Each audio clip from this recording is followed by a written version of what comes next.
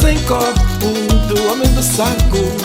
Olha esse meu aí, recordando esse mambo, me olhando com raiva pra me agarrar. É o homem do saco, ele vai te comer. é o homem do saco, Ele vai te comer. é o homem do saco. Ele vai te comer.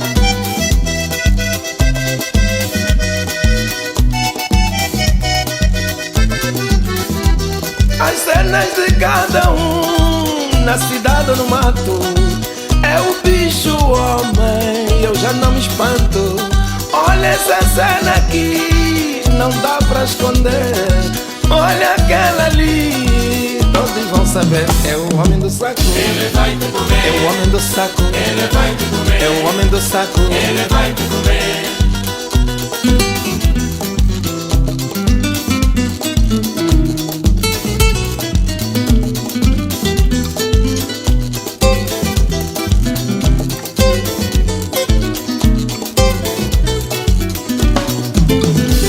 A história que o tempo levou do sequilengue, da cabeça sem corpo do homem do saco. Olha esse meu aí, recordando esse mambo, me olhando com raiva pra me agarrar. É o homem do saco, Ele vai te comer. é o homem do saco, Ele vai te comer. o homem do saco. Ele vai te comer.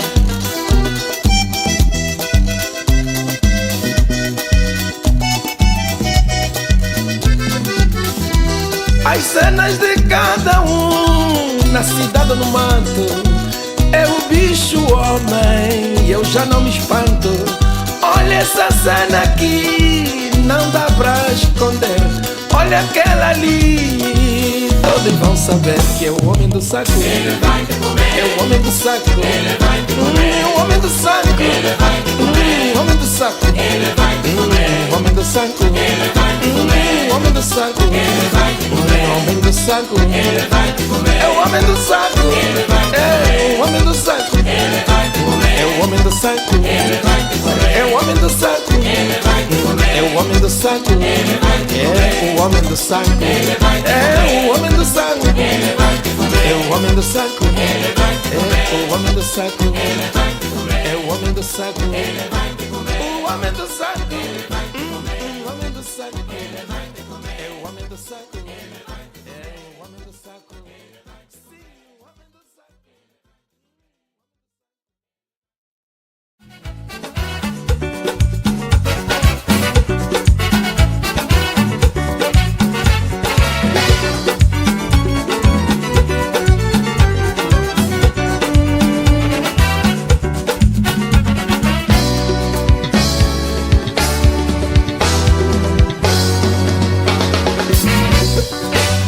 Ingibanza Jesus umushima wami ungikata ambadieto jakisomba lelo mwene moshama mwe kasotonga lembwa kambajami kamonetai manyoko kwa kiti mwene pe kadonga mwa ayiwe kambe kambelele kamba ayiwe kambe kambelele kamba mawe ayiwe kambe kambelele kamba ayiwe kambe kambelele kamba kapudika baza kota je mushima oso mutata kabela kamubaza mune wandano tikenga maika baza mone ndolo ya kuvola imuisa kalaki nawe yabwale zensusu ayiwe kambe kambelele kamba ayiwe kambe kambelele kamba mawe ayiwe kambe kambelele kamba ayiwe kambe kambelele kamba kapudika baza kota je mushima oso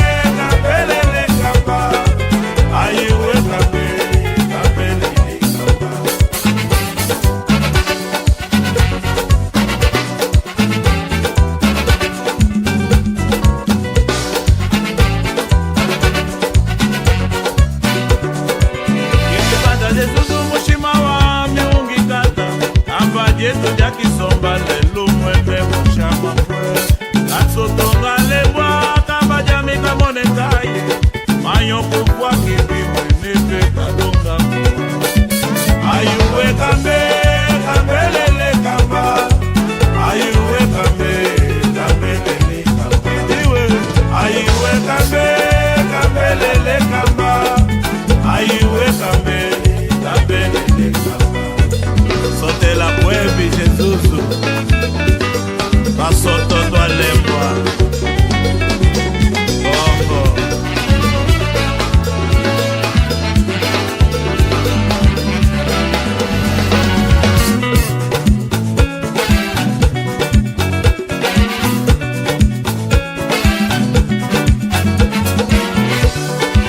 Ingibanda Jesus mushima wa miungi kata Amba dieto jaki somba lelu mwene moshama kwe Katsotonga lebwa kabajami kamone kaye Mayo kufwa kiti mwene pe kalunga kuma Ayuwe kambe kambelele kamba Ayuwe kambe kambelele kamba Ayuwe kambe kambelele kamba Ayuwe kambe kambelele kamba Ayuwe kambe kambelele kamba Ayuwe kambe kambelele kamba Ayuwe kambe kambelele kamba Ayuwe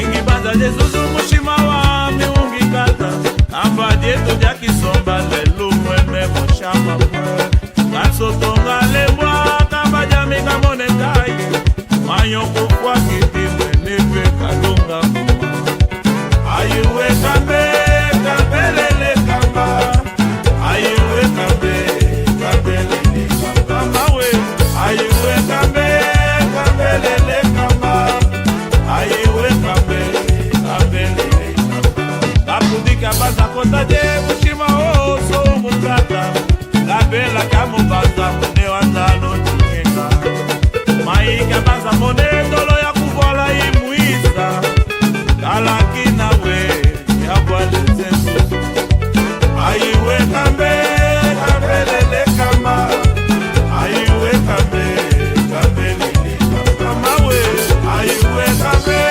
kambelele kamba Ayuwe kambe kambelele kamba Kapudika baza kota je mushima oso mukata Labela kamu baza mone wandalo tukenga Maika baza mone dolo ya kuvola imuisa Kalaki na we ya bwale zensu Ayuwe kambe kambelele kamba Ayuwe kambe kambelele kamba Ayuwe kambe kambelele kamba Ayuwe kambe kambelele kamba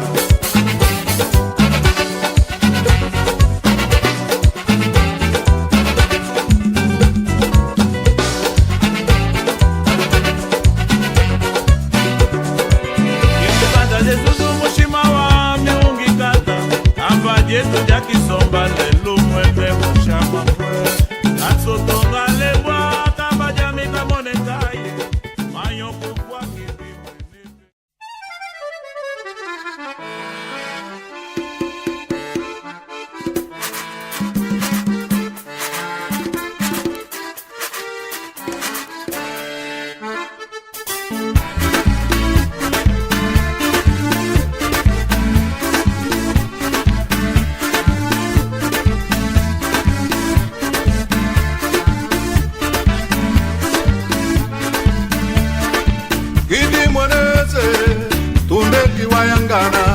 Kiluwa hanji, twadi mwenene Gidi mweneze tunde kiwayangana kiluwa hanji twadi mwenene Kipanyo malalanza Kipanyo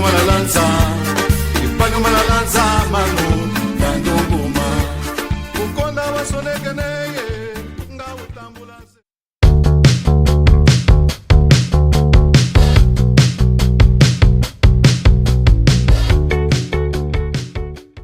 Lord, I was with Moses when he handed down these commandments.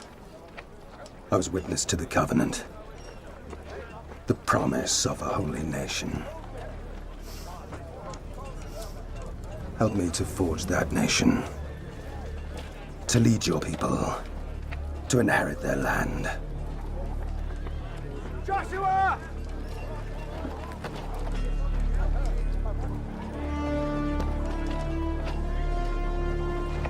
The Lord brought us out from Egypt. He promised us this land. And soon, it will be ours. Come. Are you ready?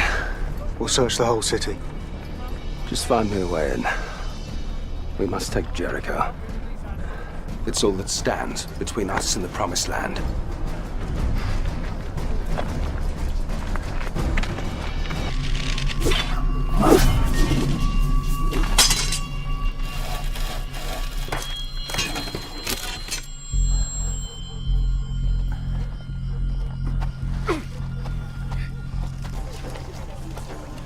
Rahab, my little whore. What are you doing out? You know it's not safe. Safe enough. No one is safe. I can look after myself. Everyone, return to your homes!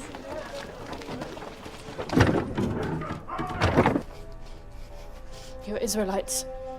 You've heard about us? You have a God who commands the winds and parts the seas. He saved us from slavery. We are his chosen. This whole city is terrified of you. How can we fight a people whose God can do that? Open up! Back inside! Open the door! Can we get out that way? Help us, and we will help you. Go. I'll store them if I can. Open the door! Come with us. I can't. My family.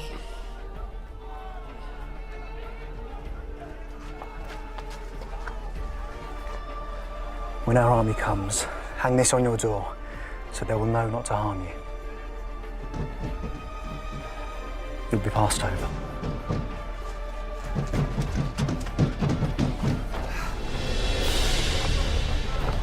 Joshua! Tell me, did you find a way in? Is there a weakness? Not in the walls, but in their hearts. Joshua, we met a woman. She thinks God has taken the city already. The people melt in fear because they know he is with us. God is with us. But we've still to find a way in. Moses.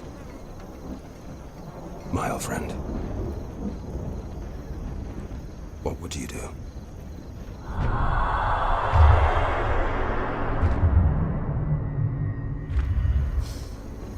Lord, when I was a slave, you showed me your love and your power. You have given me new life. Would you have us turn back?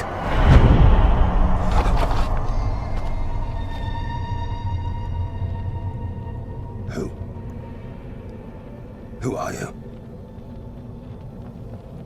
I pray you are with us, and not with our enemies. I am with God, commander of the Lord's army. What does he ask of us? The Lord parted the waters for Moses. For you,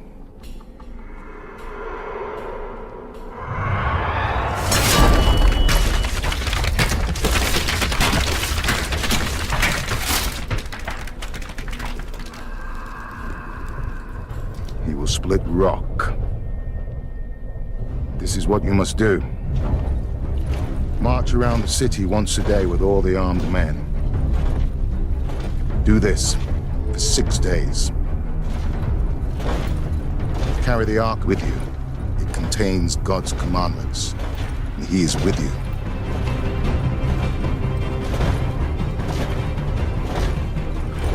Then, on the 7th day, march around the city 7 times.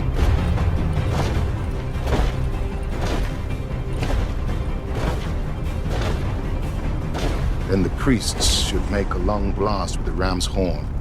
As soon as you hear the sound of the trumpet,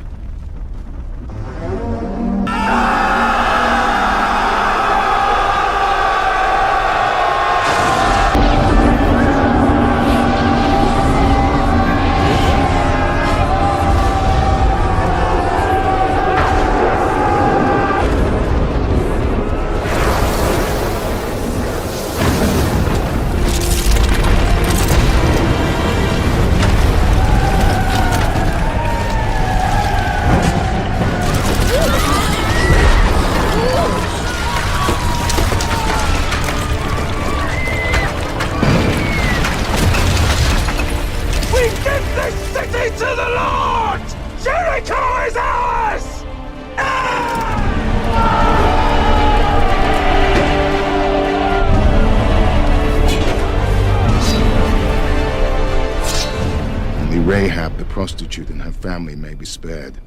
For God said she must be spared for the help she gave us.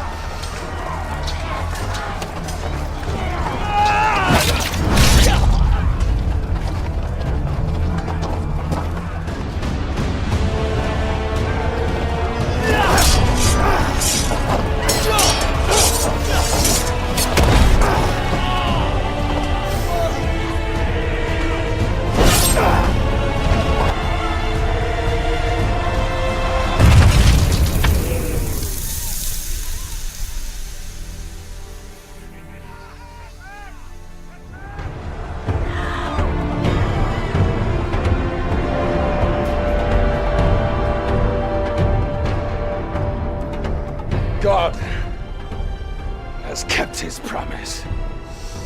If we obey the Lord, anything is possible!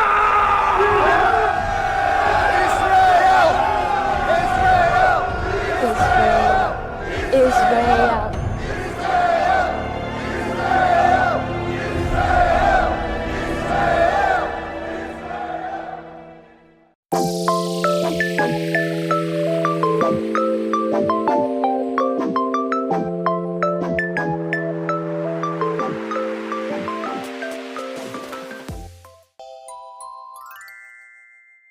Isaac and Rebekah had 2 sons, Esau and Jacob. Isaac loved Esau more, but Rebekah loved her second son, Jacob, more than she loved Esau. One day, when Esau returned from the fields, he was very, very hungry, and he went up to his twin brother.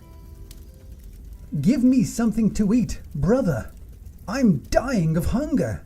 I will give you this bowl of stew in exchange for something I want from you. What is it that you want? Tell me fast. I cannot wait. I need to eat. I want you to give up your right to our father's inheritance and property. What? Well, it is for you to decide. If you don't agree, you can get your own food. Esau was so hungry that he couldn't think straight. He agreed to give up his blessings in exchange for a bowl of stew. This showed that Esau did not value what was his birthright. If he could think of giving up his inheritance for just a bowl of stew, he was not fit to be Isaac's heir and inheritor. After this, Rebekah helped her favorite son Jacob to trick her blind husband so that Jacob would be his heir.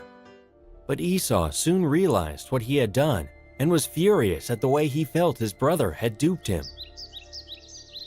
I have been cheated. My own mother and brother have cheated me. I will take revenge. I will kill Jacob. He will pay for what he has done. Rebecca overheard Esau plotting to kill his brother and became very alarmed. She ran to warn Jacob. Jacob! Oh, Jacob, hurry, you must leave. Your brother is very angry. He is going to kill you. You have to go away as soon as you can. What? Oh no! But where will I go, Mother? Where can I hide from him? I know where you can go. My brother, your uncle Laban, lives in Haran, which is quite far from here. Go there, and he will take care of you. Early the next morning, as soon as the sun started to rise, Jacob quietly left his house to go to Haran. Rebecca came to the door and gave him a bag with some things for the way. Go, my son. May God be with you. Rebecca waved to Jacob, tears streaming down her cheeks. Jacob traveled for several days, walking during the day and sleeping by the roadside at night. One day, he was feeling very tired and decided to rest for some time. This looks like a good place to sleep for a while. I will continue my journey after I am rested. Jacob saw a large stone nearby, on which he lay his head and fell asleep. And what a dream he had! He saw a very, very long stairway, which started from the ground and reached up to heaven. There were angels going up and down the stairs. And there, at the very top, was God. And then God spoke to Jacob. Jacob, this land shall belong to you and to your descendants. Take good care of it. When Jacob woke up, he couldn't believe that God had actually spoken to him. My Lord has spoken to me. My Lord has spoken to me. I feel so blessed. This place shall be called Bethel, the house of the Lord. This stone shall be the altar in this house of worship. Jacob then again continued on his journey to Haran.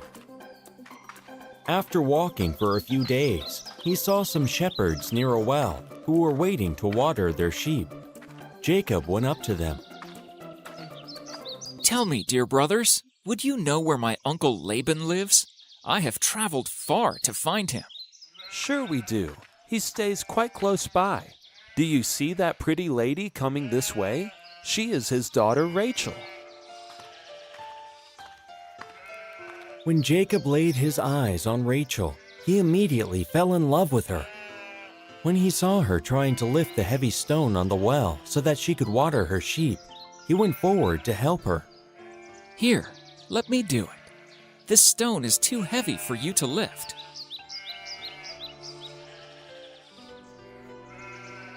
Oh, thank you so much, kind sir. Please, call me Jacob. I am your cousin, your Aunt Rebecca's son. In fact, I was on my way to your house to meet Uncle Laban. Rachel looked at Jacob shyly and asked him to follow her. You look very tired. Come, our house is not far. On reaching the house, Jacob greeted his uncle warmly. I am so happy to meet you, Uncle. Mother has asked me to be here with you as my brother Esau wants to kill me.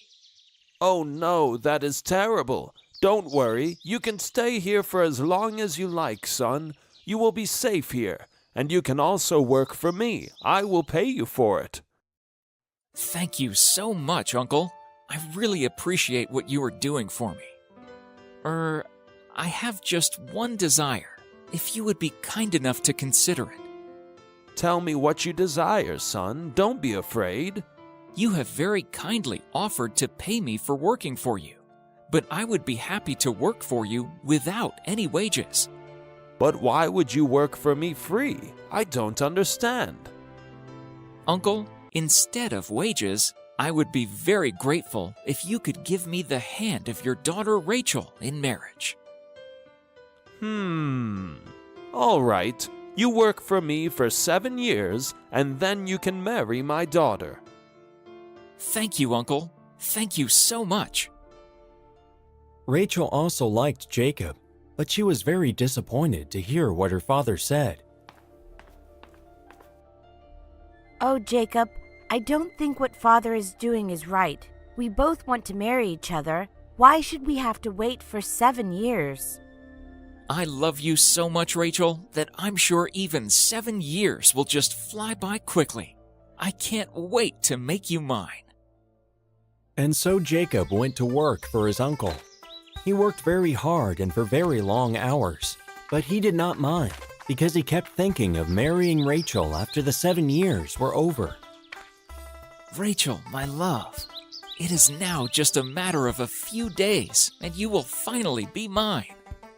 I also can't wait to marry you, my dear Jacob. Finally, the big day arrived when Jacob was to marry Rachel. Laban had made arrangements for a grand wedding.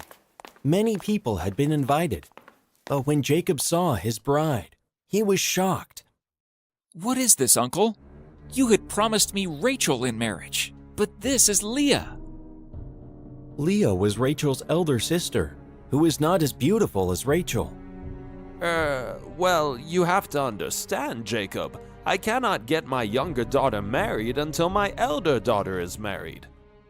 But this is not fair, Uncle. You have gone back on your word. Calm down, son. Don't get so angry. But I cannot accept this. I love Rachel and want her as my wife. Well then, if you love Rachel so much, you can marry her also at the end of the week.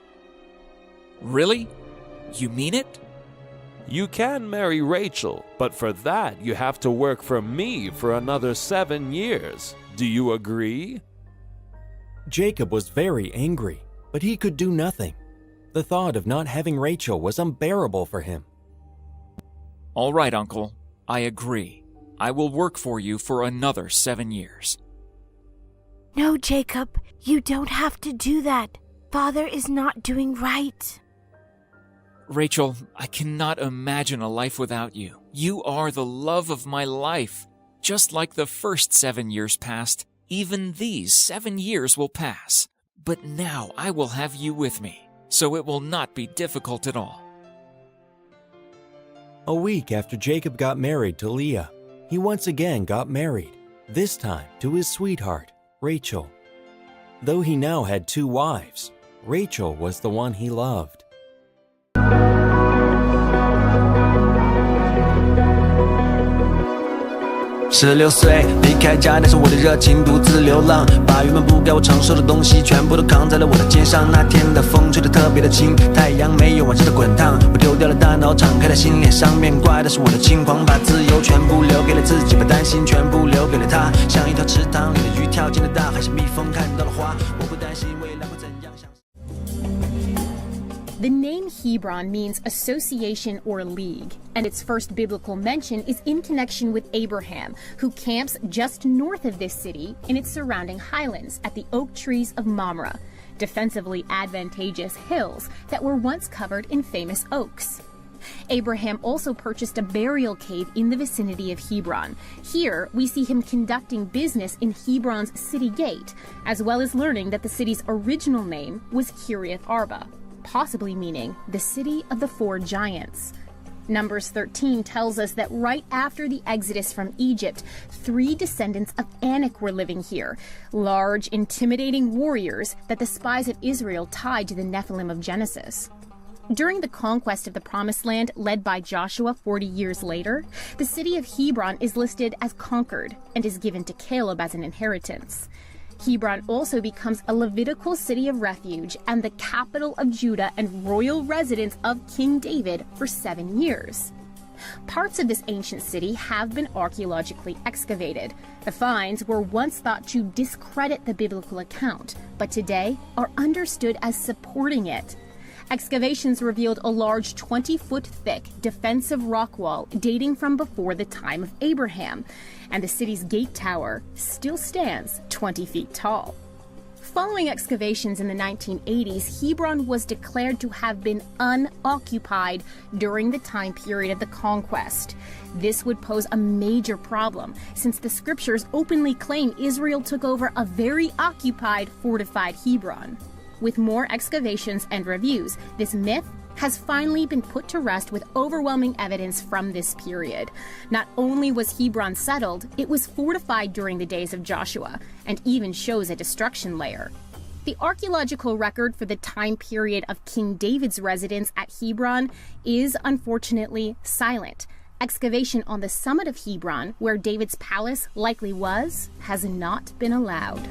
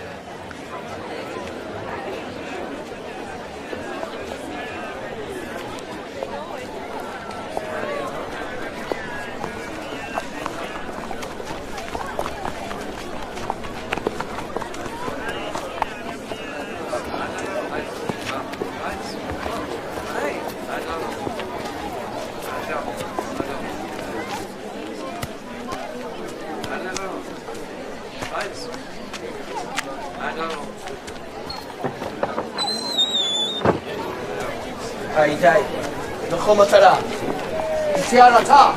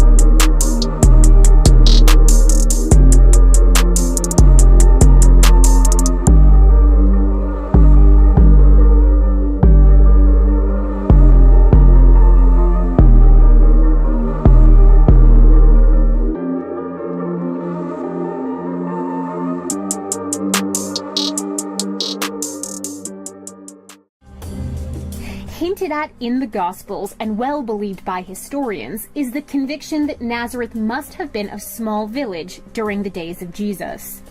Its name means watchtower or branch, and though it was located by a major trade route, it was separated from that route by steep hills and a valley. Today, Nazareth is a bustling city filled with ancient churches that draw tourists, but its prominence did not begin until after the life of Christ, and indeed, because of it.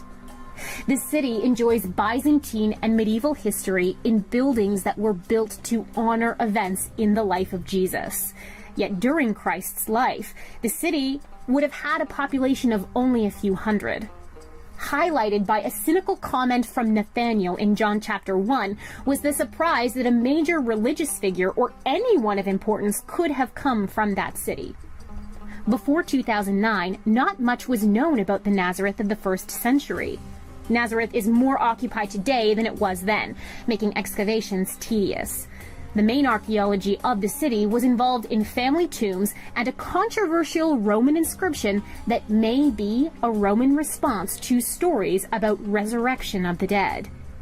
Recently, however, an excavation was carried out beside the Church of the Annunciation. This dig uncovered the first 1st century home known there. The home consisted of 2 rooms and a courtyard containing a cistern for collecting rainwater and the remains of clay and chalk pottery. Interestingly, this house also contained a hidden storage pit used as a place to hide valuables from the invading Roman soldiers. Findings at Nazareth support the idea that it was a very small village and that it became well known only because of its connection with Jesus Christ. Excavations are few and far between, but with patience, the heights of Nazareth may yet reveal more secrets.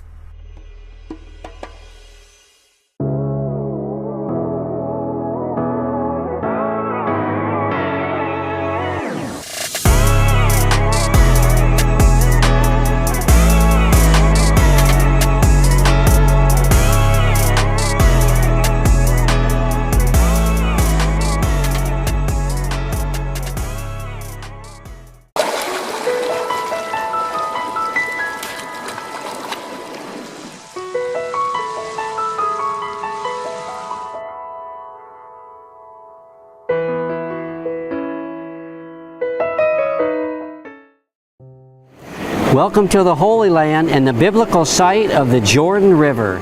See the Bible come to life as we see some events that happened along its shores. The Jordan River is mentioned in the Bible over 180 times.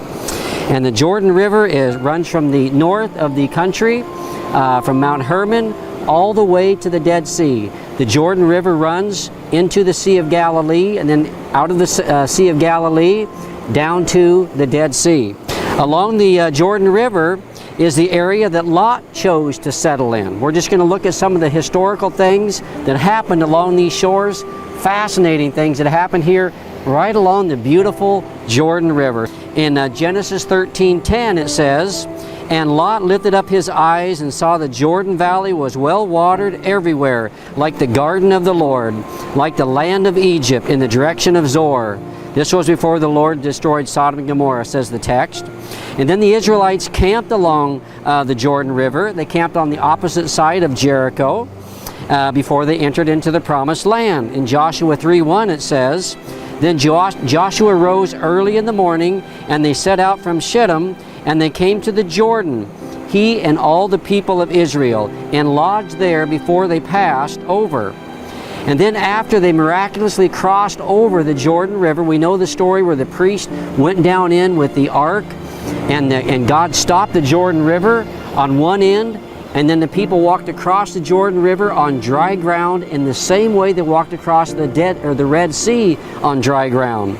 So it says here in Joshua 3:13, it says, "And when the soles of the feet of the priest bearing the ark of the Lord of all the earth, shall rest on the waters of the Jordan, and the waters of the Jordan shall be cut off from flowing, and the waters coming down from above shall stand in one heap." So it stood in one heap on one side, it stopped, continued flowing, and they walked across on dry ground. So miraculously, and then they went into the Promised Land, conquered Jericho, and went into the Promised Land. Naaman the leper was healed here in the Jordan River by the prophet Elisha. It says in 2 Kings 5:10, it says, "And Elisha sent a messenger to him, saying, Go and wash in the Jordan 7 times, and your flesh shall be restored, and you shall be clean. But Naaman was angry and went away, saying, Behold, I thought that he would surely come out to me and stand and call upon the name of the Lord his God and wave his hand over the place and cure the leprosy. Are not Abana and Pharpar, the rivers of Damascus, better than all the waters of Israel?" So Naaman was perturbed, was bothered that he had to go and dip in the water of the Jordan River 7 times. He thought the rivers in Damascus were just as well, and that the prophet Elisha should just kind of wave his magic wand over him without him going into the water. Could I not wash them and be clean? So he turned and went away in rage. He was angry. And then the servants came near him and said, My father, it is a great word the prophet has spoken to you. Will you not do it? Has he actually said to you, wash and be clean? So he went down and dipped himself 7 times in the Jordan, according to the word of the man of God. And his flesh was restored like the flesh of a little child, and he was clean.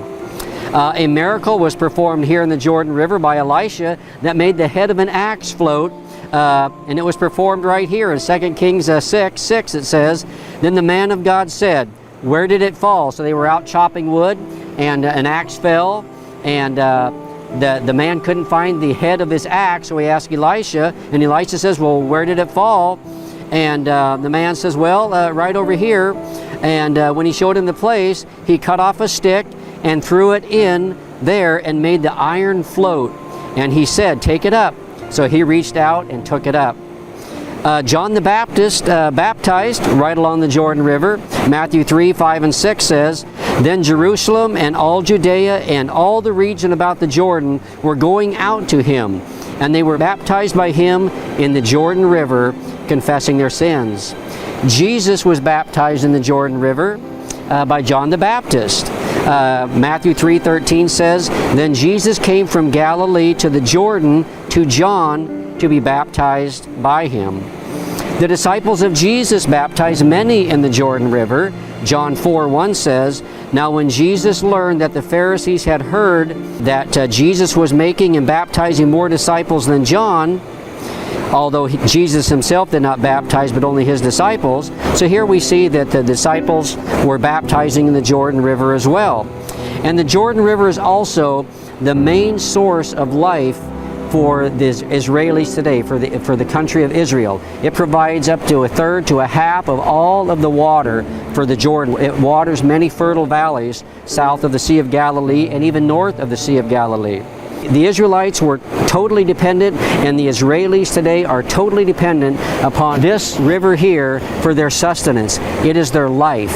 The Israelites and the Israelis today are desert people, and so when Christ said that I am the water of life, they fully understood what he was saying, that he was the source of all life, that without him there was no life whatsoever. So here we are on this beautiful stretch of the Jordan River, and it is a fascinating place. We're by a little waterfall here, so hopefully this gives you an idea of what the Jordan River looks like. Not all of it looks like this right here. We've selected a nicer part, obviously, but we hope that you have seen and learned from the Scriptures some of the amazing and significant things from Scripture that took place here along its shores. So thank you for watching, and God bless.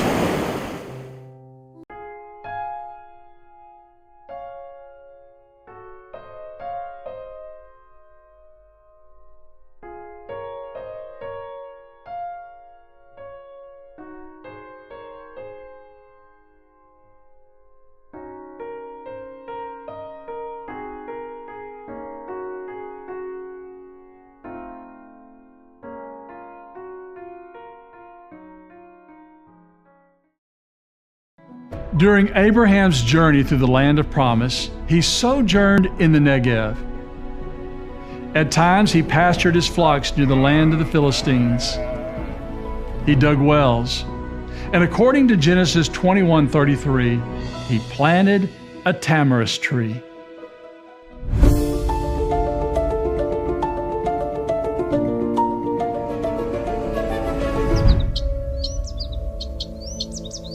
A tamarisk tree is also called the Aethial pine, and the Aethial tree is an evergreen that can reach a height of up to 50 feet.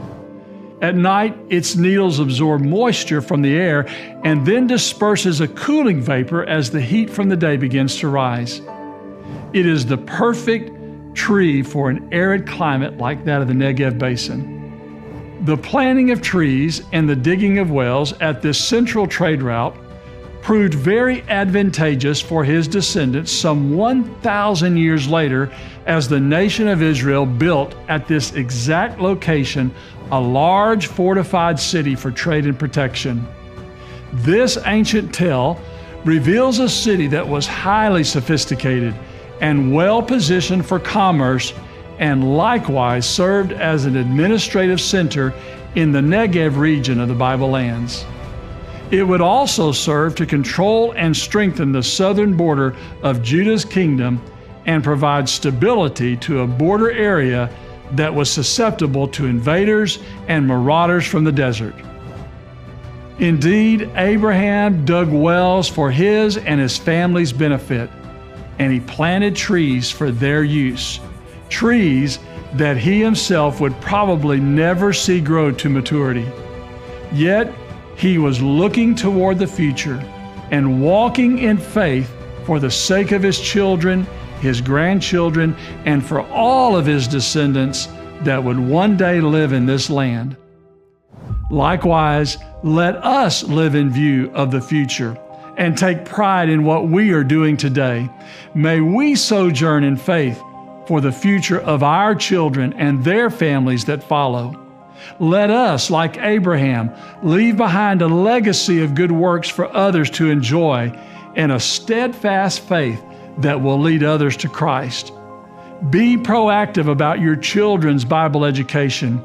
Break any negative cycle that's been passed down to you.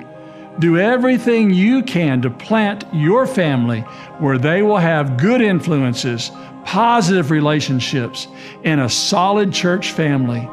Look to the future and don't just live day to day in the present. Tamarisk trees, ancient wells, and the remains of an ancient city are but an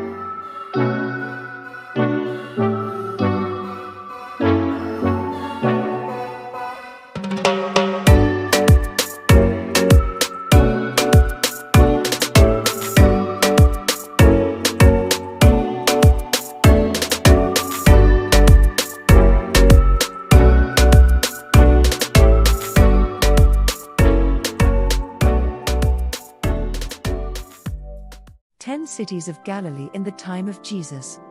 Nazareth, this small town is perhaps the most well known because it was the childhood home of Jesus.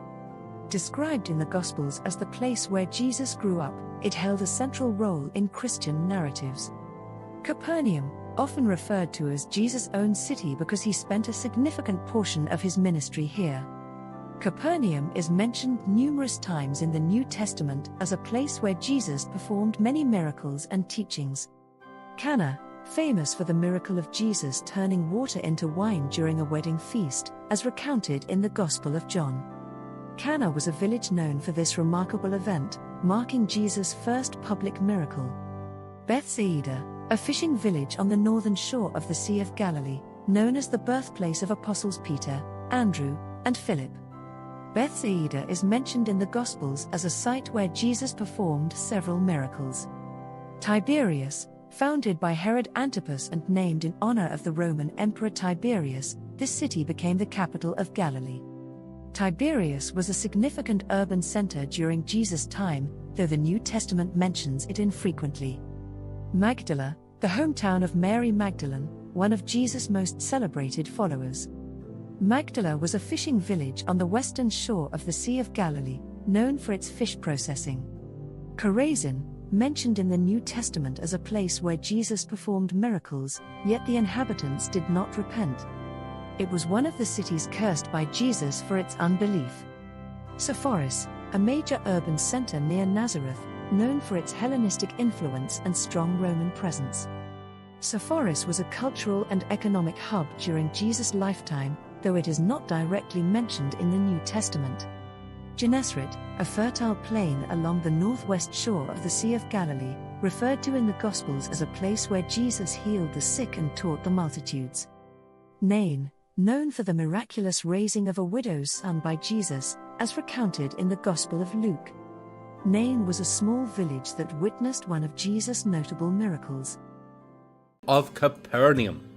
The city of Capernaum is located in northern modern-day Israel at the northern end of the Sea of Galilee. The name Capernaum means the village of Nahum, though a direct connection between the town and the Old Testament prophet is not clear, though it is a possibility. The site appears to have been inhabited in some form at least as far back as the 13th century BC, though the town began to grow and became more prominent during the 2nd to 1st centuries BC, and had become a significant settlement in northern Israel and Galilee by the time of Jesus. The importance of the city by the New Testament period is based upon 4 major factors. 1. The fertile land and favourable climate around the Sea of Galilee meant that agriculture thrived around the city. The presence of black basalt millstones and olive presses found at the site support the importance of agriculture to the town. In fact, it's interesting to note that black basalt was also very clearly the preferred building material of the town, as most of the structures found in the town are made of this particular stone. 2. Its location directly on the seashore of the Sea of Galilee made the town an important centre for fishing and other related industries, like the construction and repair of fishing boats and nets. 3. The town was also located by the major international highway known as the Via Maris, and therefore many people would travel by and possibly stop at the town as they made their journey along this highway. And therefore the town became a trading and communications hub in the region as a result. And 4. The town by the time of Jesus' public ministry was also located just inside the borders of the land of Galilee, which was controlled by King Herod Antipas. The lands just to the east on the other side of the Jordan were controlled by Philip, the brother of Antipas. This meant that Capernaum was a logical place for a Roman taxation and customs office to be located between the two kingdoms, so as to tax trade that travelled between the two kingdoms, and also to tax and charge customs on traders travelling along the Via Maris. This required the presence of the Roman military at the town to help manage and enforce customs and local taxation collection from industries like fishing. The presence of a Roman tax and customs office, along with the presence of the Roman military in the town, is clearly seen in the Gospels by the fact that one of Jesus' disciples, Matthew, who is also called Levi, was a tax and customs collector for the Romans, and was working at Capernaum before he was called by Jesus in Matthew chapter 9 verse 9.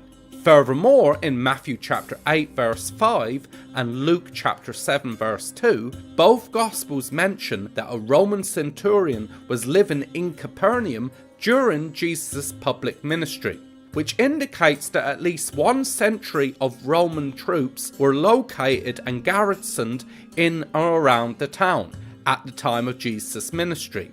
It is clear therefore that Capernaum was an important and significant town in Galilee during the ministry of Jesus Christ. Capernaum is also very significant in the Gospels, as Matthew chapter 4 verse 13, chapter 9 verse 1 and Mark chapter 2 verse 1 clearly state that the town became Jesus' new hometown after he was rejected at Nazareth. And it also functioned as the centre of Jesus' public ministry in and around Galilee. Based upon the obvious importance of Capernaum, which has already been mentioned above, it is no surprise therefore that Jesus chose this town as the centre of his public ministry. The importance of the town could be seen, for example, in Mark chapter 1 verses 21 to 34, and other passages beside, as it records that Jesus taught in the synagogue there, healed the sick, including Peter's mother-in-law, and other things beside. However, in spite of the things that Jesus taught and did in their midst, he later condemns and curses the town, along with nearby Chorazin and Bethsaida, in Matthew chapter 11 verses 20 to 24 and Luke chapter 10 verses 13 to 15 for their lack of repentance and faith in him. After the New Testament era, the town continued on in one form or another until the 10th century AD, when it was finally abandoned. From 1865 to the present day, many different archaeological surveys and excavations have taken place at the site. The modern name for the site is Tel Hum. A significant development occurred in 1894 when the Roman Catholic Franciscan Order purchased the western portion of the site. After this purchase, the eastern portion of the site was then purchased by the Greek Orthodox Church. The most significant and famous archaeological discoveries have been located within the western portion of the site. The two notable and most famous discoveries at Capernaum are the synagogue and what is known as the House of St. Peter. The remains of a reconstructed white limestone synagogue, which began to be excavated in 1905, dates to around the 3rd or 4th century AD. However, underneath the limestone structure, an earlier synagogue built of black basalt was discovered in 1968, which has been dated to the 1st century AD. This earlier structure is therefore a strong candidate of being the synagogue in which Jesus preached in at Capernaum during his public ministry. Just to the south of the synagogue is a structure called the House of St. Peter, which is located under a modern-day Roman Catholic church that was built in 1990 as both a place of worship and also as a means to protect the ruins that are located below it. It's possible to view the ruins from above within the modern church structure via a glass floor. The original structure consisted of a 1st century AD house. However, of note is that in one room in particular within the house, there is much evidence of a strong Christian connection, consisting of different graffiti engraved on the plaster of the room, which mention the name of Jesus Christ, different Christian names, and depictions of different Christian symbols. These graffiti have been dated to about the mid-1st century AD. By the 2nd century, this room and house had apparently become a house church. Of note is that a place of worship in Capernaum that was centered on Peter's house is mentioned in the 4th century AD by a Christian pilgrim named Egeria, who visited the site of Capernaum during her travels in the Holy Land. Other later Christian pilgrims also mention a similar structure at the site of Capernaum and its connection with Peter. In the 5th century AD, an octagon-shaped church was built over the site of the one room to protect it. Now, whether this exact structure is indeed the remains of the House of Peter cannot be proven beyond all doubt. However, the very early and enduring Christian connection with this particular structure cannot be ignored, and therefore the building could very well be the remains of the House of Peter.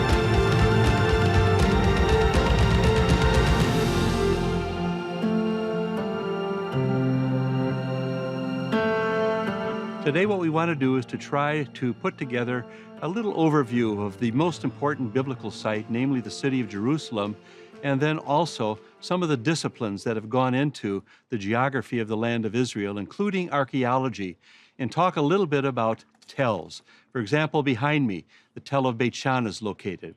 So let's begin. Jerusalem is mentioned 667 times in the Old Testament and 139 times in the New Testament. A very, very prominent city. Initially, it was situated on two hills. The one hill was the eastern hill, which was the old ancient core. The valley on the east of it was the Kidron Valley. Down in that valley was the Gihon Spring, which was the major water source of the city. And it was bounded on the west by a valley that we simply call the Central or Tyropean Valley. The western, higher hill is bounded on the west by the Hinnom Valley. And the Hinnom starts up at Jaffa Gate and doglegs around and joins the Kidron and eventually flows down to the Salt or to the Dead Sea. Why did they settle on the eastern hill? It's lower. However, that is where the major water source is, the Gihon Spring. That area that's bounded by the Kidron on the east and the Central Valley on the west, I like to call the Old Ancient Core. It's about 15 acres in size, so if you figure about 100 people per acre, Jerusalem was a city of about 1,000, 2,000 people, probably at the most. The history of Jerusalem goes back, way back into the 1800s. We realize that it was Abram who met Melchizedek at the city of Salem. And later in the Psalms, Salem is equated with the city of Jerusalem. We also read that Abram brought his son Isaac to the mountains of Moriah, and there bound Isaac, willing to sacrifice him. And later, when Solomon is building his temple, in 2 Chronicles chapter 3, we find that he's doing this on Mount Moriah, so that old Temple Mountain is associated with the binding of Isaac. We also find in the Elamarna letters, it's mentioned 6 different times. We realize that it was General Joab who gained access to the city via the Sinor. David made it his personal possession, a neutral city. And so this became the capital of the Judean monarchy throughout its whole history. The reason Jerusalem is important is not because it was on the International Coastal Highway or the Transjordanian Highway, but because Solomon built the temple there. It was the place where God chose to put his name, and the presence of the true and living God came to reside there in his temple. And from that point on, Jerusalem has been on the forefront of the monotheistic faiths. The history of Jerusalem, it was attacked on many occasions. I think of one right after the death of Solomon by Pharaoh Shishak in 925. Shishak is a name that not too many people recognize, but if you listen carefully to the beginning of the Raiders of the Lost Ark, you'll find that they believe Shishak took the Ark of the Covenant to Egypt. Ooh, this is good material. In any case, he probably didn't do that, but the city was attacked by Shishak. He did not actually destroy the city. After Shishak, what we find is that on numerous occasions, Jerusalem was attacked. The Israelite kingdom on the north occasionally attacked it. The Arameans from up in the Damascus area attacked it. But it was, of course, the Assyrian, Sennacherib, who laid siege to it in 701. And it was Hezekiah's prayer and the relief of that siege. We find, too, that the Babylonians are attacking Jerusalem a little bit later. And Jeremiah is prophesying that the Judeans literally should give up to the Babylonians. This didn't go over well with the populace of Jerusalem, but they were thinking back. Listen, God has chosen to put his name here. This is the place that was defended back in 701 against Sennacherib. Our theology is correct. Our history is correct. We can do anything we want. But Jeremiah goes to the temple precincts, Jeremiah chapter 7. And when these people come in and say, the temple of the Lord, the temple of the Lord, the temple of the Lord, Jeremiah says, your worship needs to be right and your obedience needs to be right. And the Lord, through Jeremiah, even says, let's go to Shiloh on a field trip, the place where the tabernacle had been located. What's going on there? In Jeremiah's day, it was a ruin. And so God was pronouncing judgment on the wicked city of Jerusalem. And of course, in 586, the Babylonians conquered the city, sacrifices ceased, and it won't be until the days of Zerubbabel that the temple will be rebuilt. With Zerubbabel in 516 building the temple, that second temple lasts until AD 70, when it is destroyed by the Romans. And so along the way, you have Herod refurbishing that temple, you have Jesus in the temple precincts, you have the early church meeting there. With the destruction of Jerusalem in AD 70, sacrifices cease. However, the Jewish population soon later, revolts in 132, And in 135, the Roman emperor decides enough of this revolution in the southeastern corner of my empire. He removes all the Jews from Jerusalem. He renames the place Aelia Capitolina, and that was its name for hundreds of years until the Muslim conquest. So this is a very short synopsis of the history of Jerusalem. I commend to you a good book on Jerusalem or chapters on Jerusalem. It's a very, very, very fascinating study.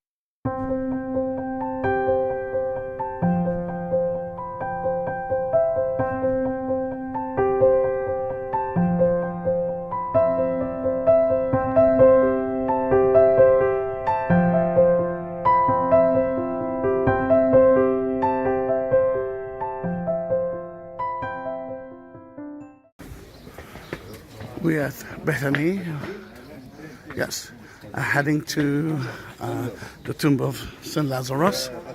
בוקר טוב. זה לא האנשים הנכונים. And although Bethany is not part of Israel, you can still see, I don't know why, but the sign of the tomb of Lazarus is here in Hebrew, English, and Arabic, of course.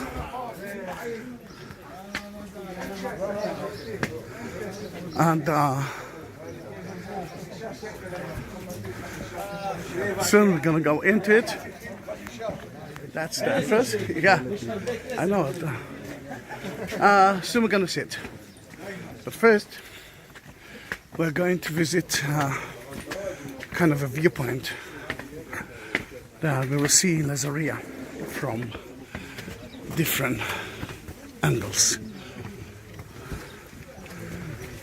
And as Chazi said, it's a Muslim place now. I look up here for it is. Look like Crusader time, might be. And I can see here a sign for the Bethany Museum.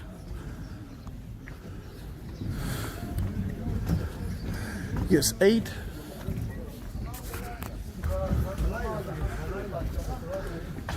Can you say hi? Hi, shalom. That, we turn left, and now we will turn right.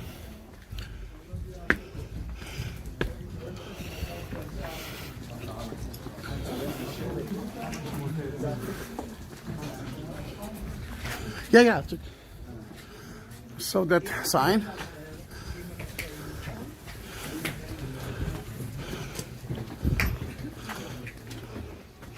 Looks nicer than I thought it was going to be. All right, we reached the viewpoint.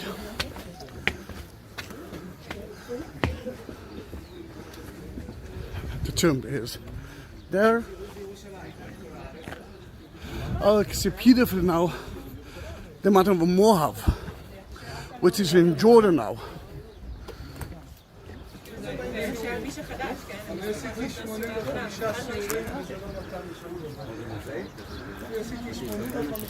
This is Bethany, and the mosque is marked the tomb.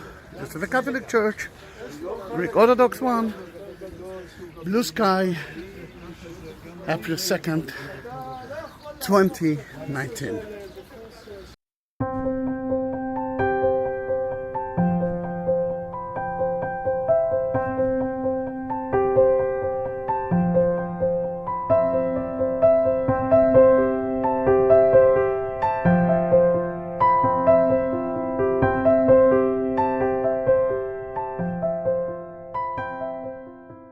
One of the more interesting stories that we have in the book of Joshua is the story of Joshua and the Gibeonites. We get word in Joshua 9 that the Gibeonites hear of Joshua's conquest at Ai and Jericho, and that those conquests make the Gibeonites fear that Joshua's going to come after them. Now, what's interesting about that story is that they come and sort of trick Joshua into this peace treaty, and he agrees. The reputation of Joshua reaches the Amorite kings. And 5 Amorite kings get together to come against the Gibeonites and in a sense also come against Joshua. And this is the story that we often read and talk about the sun standing still. But the geography of this story actually gives us a slightly different picture. As Joshua works his way west, it says that he marches with his people all night and they end up at Gibeah, which means that he probably gets to Gibeah right at sunrise. Now, what's interesting about that is we have his prayer. We have his prayer that the sun will stand still over Gibeon and that the moon will stand still over the Ayalon Valley, which is west of Gibeah. Now, if we take into account that the sun rises in the east and the moon sets in the west, what's interesting about this story is not that Joshua is asking for more sunlight, he is asking for more darkness, that the moon stands still in the west so that he can surprise attack the Amorite kings, and that the sun stay in the east as it rises so that it faces into the eyes of his enemy. These elements to the story, when we put them in the historical context of the central Benjamin Plateau, offers a different reading and allows us to access the Bible at a deeper level. Hi everyone, in today's Biblical Cities of the Holy Land video, we will take a look at the city of Beersheba.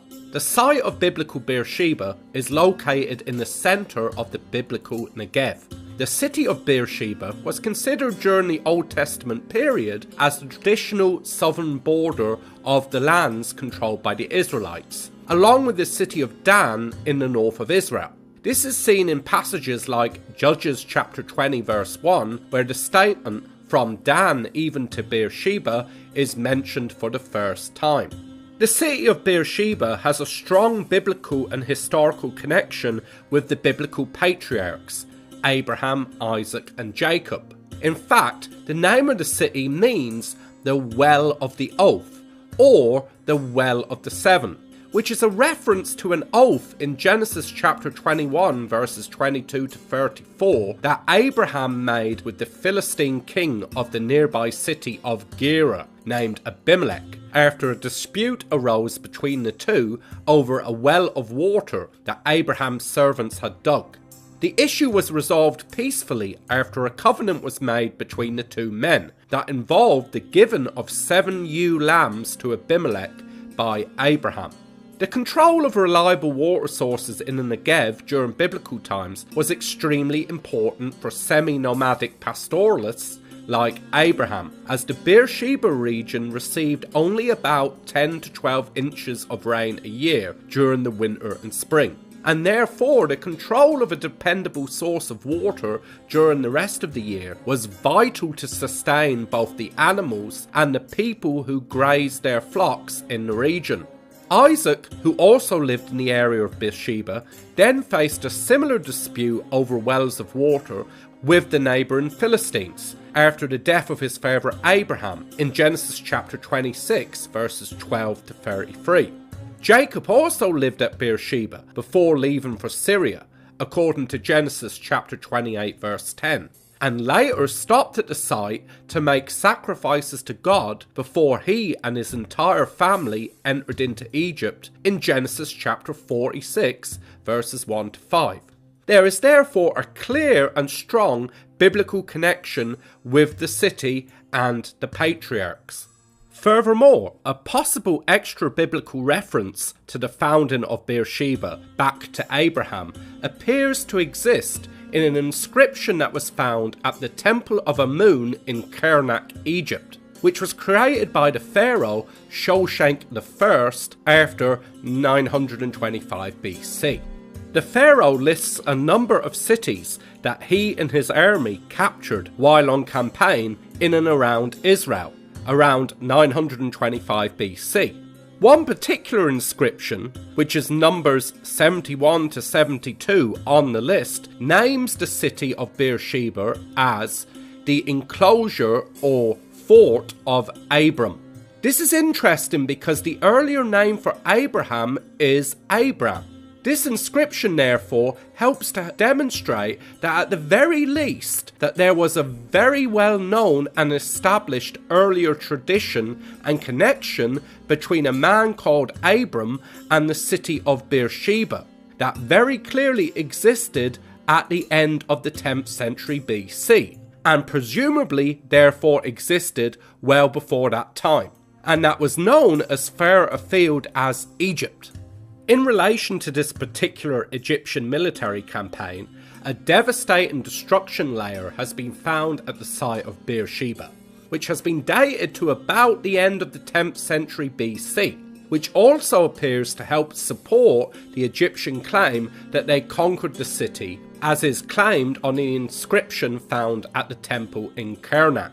The city experienced several other major destructions and rebuilds during its history, though it appears to have been finally abandoned after its destruction by the Assyrians in 701 BC, though the site continued to be used as the location for a number of military forts until about the 7th to 8th century AD.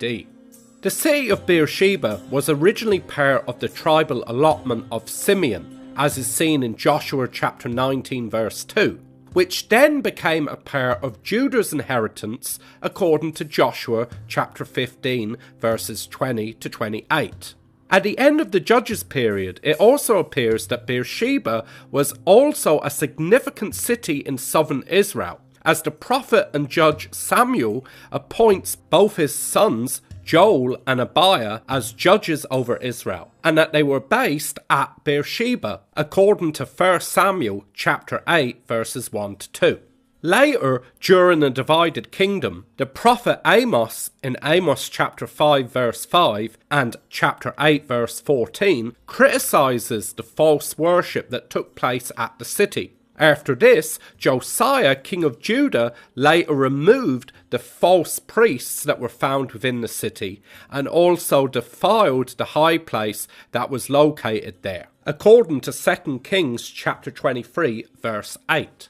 The use of this city as a centre for false worship during the divided kingdom is clearly demonstrated by the discovery of the dismantled remains of a large stone horned altar within the city. This hewn stone altar, which such stone altars were actually forbidden in Deuteronomy chapter 27 verse 5, was apparently dismantled during the religious reforms of King Hezekiah, and the stone was then reused in the building of a storehouse within the city. Full-scale excavations have taken place at Beersheba since 1969. The majority of the remains that can be seen at the site today date to the small 8th century BC Israelite town that measured less than 3 acres in size. Some notable finds discovered at the site include several examples of a 4-room house, which was a typical house design used by the Israelites after they entered Canaan, and which was used by them for centuries afterwards. An 80-metre deep, or 263 feet, well, which was found outside of the city gate, which may have originally dated back to the time of the patriarchs. The remains of a 10th century BC defensive wall, 2 city gates with attached guard rooms, and a building that is thought to be a governor's residence.